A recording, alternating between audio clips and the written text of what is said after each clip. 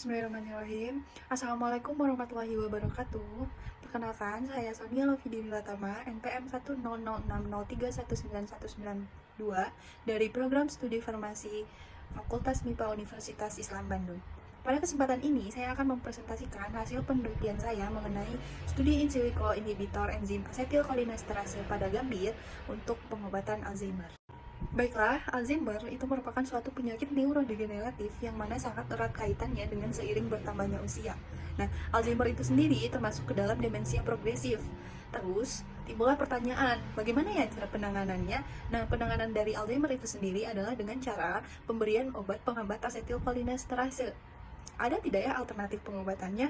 Ada dong, alternatif pengobatan Alzheimer itu salah satunya dengan adanya senyawa yang mengandung antioksidan, yang mana antioksidan ini berpotensi menghambat kerja asetilkolinesterase.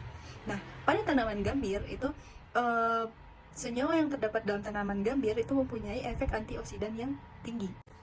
Selanjutnya, tujuan dari penelitian ini yaitu untuk melakukan pengujian aktivitas penghambatan enzim asetilkolinesterase dari senyawa yang terdapat pada gambir, diantaranya quercetin, proantosianidin, galokatekin, epigalokatekin, dan pirokatekol yang terkandung di dalam gambir, serta pengujian toksisitasnya secara in silico. Kemudian, adapun manfaat yang diperoleh dari penelitian ini dapat memberikan informasi secara ilmiah mengenai efek penghambatan enzim asetilkolinesterase oleh senyawa yang terdapat pada gambir yang berpotensi sebagai alternatif pengobatan Alzheimer. Nah, dari uraian tersebut didapatlah beberapa rumusan masalah. Yang pertama, apakah senyawa golongan flavonoid yang terdapat dalam gambir itu dapat berikatan dengan enzim asetilkolinesterase? Yang kedua, apakah senyawa golongan flavonoid yang terkandung di dalam gambir memiliki sifat fisikokimia yang memenuhi aturan Lipinski? Yang ketiga, di antara senyawa tersebut, senyawa yang memiliki aktivitas penghambatan terhadap asetilkolinesterase yang paling baik itu yang mana? Terus, selanjutnya, bagaimana perkiraan efek toksisitas dari masing-masing senyawa yang terkandung di dalam gambir tersebut. Nah, adapun metode penelitian yang digunakan pada penelitian ini, yang pertama itu pencarian data aktivitas biologis masing-masing senyawa, kemudian mendownload reseptor dengan menggunakan kode PDB1EV yang didownload pada website Protein Data Bank, kemudian melakukan optimasi geometri, setelah itu dilakukan validasi, kemudian dilakukan simulasi docking, kemudian dilakukan analisis hasil, kemudian terakhir diuji efek toksisitas masing-masing senyawanya. Adapun bahan yang digunakan adalah sebagai berikut. Sedangkan alat yang digunakan pada penelitian ini adalah sebagai berikut. Hasil yang didapatkan pertama yaitu pencarian data aktivitas biologis, yang mana semua senyawa yang digunakan itu mempunyai aktivitas menghambat neuromuskular asetilkolin. Kemudian untuk penentuan sifat fisikokimia yaitu nilai CLP, semua senyawa itu memenuhi aturan Lipinski, yaitu nilai CLP-nya kurang dari 5. Untuk hasil sifat fisikokimia molar refractivity itu umumnya semua senyawa memenuhi aturan Lipinski Rule of 5, yaitu berada pada rentang 40 hingga 140. Nah, kecuali senyawa proantosianidin. Kemudian hasil parameter sifat fisikokimia bobot molekul, semua senyawa itu memenuhi aturan Lipinski Rule of 5, yang mana bobot molekul harus kurang dari 500 gram per mol, kecuali senyawa proantosianidin.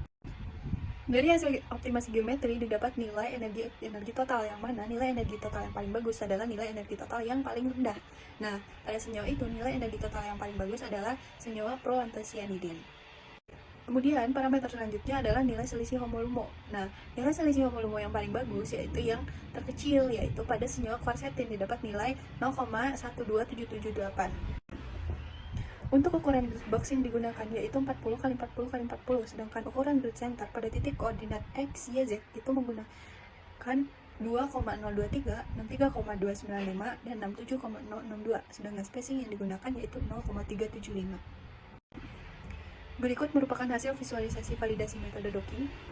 Hasil simulasi docking yang didapatkan itu senyawa yang paling bagus yaitu senyawa galokatekin, karena memiliki nilai energi bebas ikatan paling kecil yaitu min 6,58.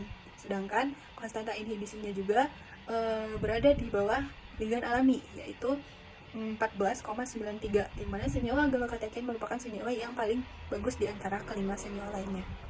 Di sini adalah tabel hasil dari prediksi toksisitas, karena senyawa galokatekin itu senyawa yang paling berpotensi sebagai alternatif pengobatan Alzheimer, maka pada prediksi toksisitas pun senyawa galokatekin ini tergolong senyawa yang aman karena berada pada prediksi kelas toksisitas 6. Baiklah, kesimpulan yang dapat ditarik dari penelitian ini, yang pertama, semua senyawa golongan flavonoid yang terdapat dalam tumbuhan gambir itu dapat berikatan dengan reseptor uji.